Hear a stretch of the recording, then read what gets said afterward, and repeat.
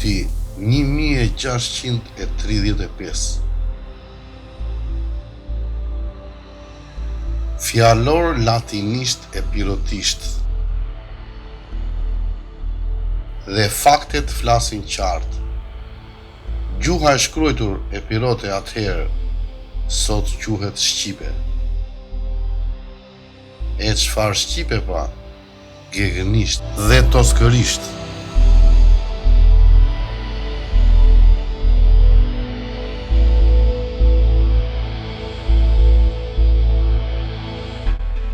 Pra epir është quajtur e gjithë Shqipëria, e jo vetëm jugu, siç na thon ta specialistat, me kollaret e tyre të leckosura që kundërbojnë era mashtrim.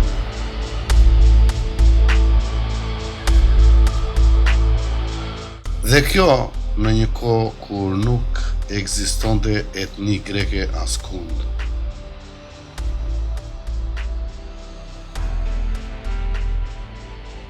Por le të shkojmë pak më tej në histori e të shohim mbase gjejmë dhe grekët. Rreth 200 vjet më vonë, në vitin 1805, Oratio Dominika, Lutja e Zotit. Autori na cilëson gjuhën e lutjes në Kalabri, Sicili dhe Epir. Tekstualisht, gjuha greke kalabreze, greko-sikulo, pra greko-siciliane dhe epirote. E sa po lexoj greko-siciliane, greko-kalabreze, më shkoi mendja tek Magna Grecia e këtyre historianëve dhe mendova se do të hyj në punë greqishtja.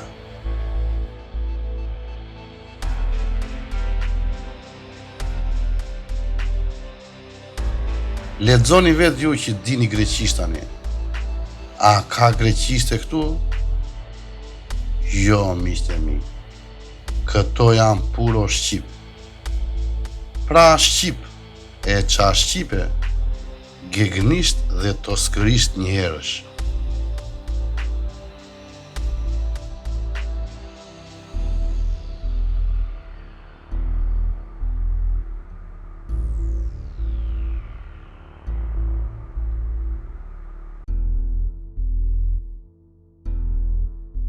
Pra miqtë e mi, ja ku i keni grekët. I gjetëm. Me emrin grek, këta ju referoheshin shqiptarve të rritit fetar dhe jo etnis. Pra si që shihni, nuk ka patur kur etni greke. Ndaj, nuk ishte asnjë grek në revolucionin e vitit 1821 në Greqinë e sotme. Sepse ishin puro shqiptar ose epirot, që e qunin veten Arban, Arbër. Mirë po kemi dhe një fakt tjetër. Në shekullin e 15, kur Perandoria Osmane bën regjistrimin e parë të popullsisë, pasi kishte pushtuar zonën ku shtrihej Greqia e sotme. Dhe si që ka vërtetuar historiania shqiptare Elena Kocaqi në librin e saj të fundit, Shqiptarët dhe formimi i shtetit grek, shumica dërmuese e popullsisë ishin shqiptarë dhe etni greke nuk ekzistonte askund.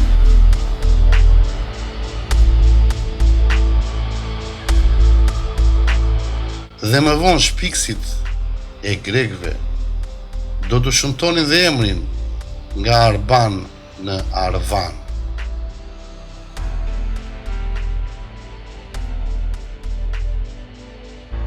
Do me thënë, këta europianët formuan shtetin grek, pra shteti i krishterët i ritit bizantin,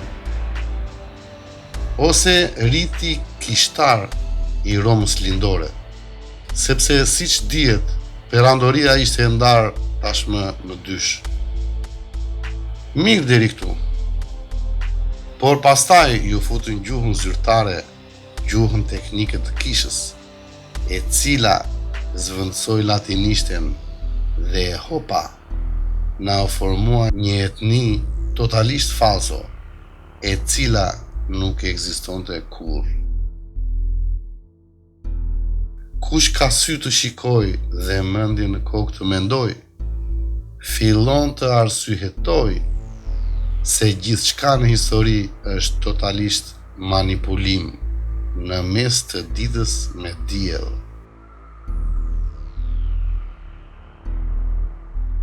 Pra kudo ku ju do të shkoni, do të gjeni vetë shkrime mesjetare priftërinjsh që ja ushesin për antike. Dhe me sa shohim, dhe e famshmja greqiste e lashtë ka shumë gjasa të jetë një rend tjetër mesjetare. E gjithë kjo tashmë bëhet në shkollë, pra aty ku ti pret të shkollohesh dhe pa pritur shkallohesh. Keni me mira e ndoshta miliona libra me gënjeshtra spektakolare të cilat nuk të japin asgjë. Pra zero njohuri, veç pralla. Kjo është një paturpsi e për masave të papara në historinë botërore. Pra, siç mund ta themi me pak fjalë, gjuhësia, arkeologjia dhe historia janë shkencat e gënjeshtrave.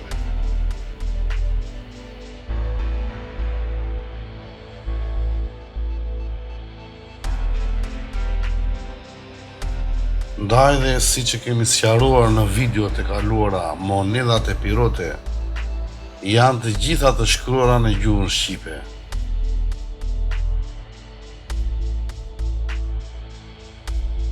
Miqtë e mi, jam duke përgatitur një faqe interneti për të gjithë shqiptarët anë mban kudo që janë, në të cilën do të shpërndajmë libra në gjuhën shqipe pa pagesë. E që të jemi në rregull me ligjin dhe të drejtat e autorit, mundësinë për t'i lexuar këto libra në rrjet ose për t'i zbritur në pajisjet tuaja, do t'i kemë vetëm ata që do të regjistrohen si antar në këtë faqe. Pra këtu do të gjejmë libra të cilët do t'i shpërndajmë mes nesh. Është njësoj si të ndajmë libra mes miq dhe shokësh, ashtu siç bëjmë dhe në jetën e përditshme. Dhe në këtë mënyrë jemi në rregull me ligjin.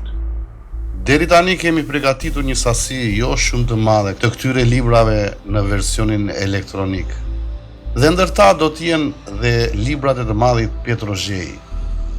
Kush dëshiron e disponon libra shqip në versionin elektronik dhe dëshiron t'i ndajë me ne, të më kontaktojnë në emailin që shikoni. Do t'a shkruaj dhe poshtë në komente. Dia duhet jetë falas dhe dia e vërtet është falas.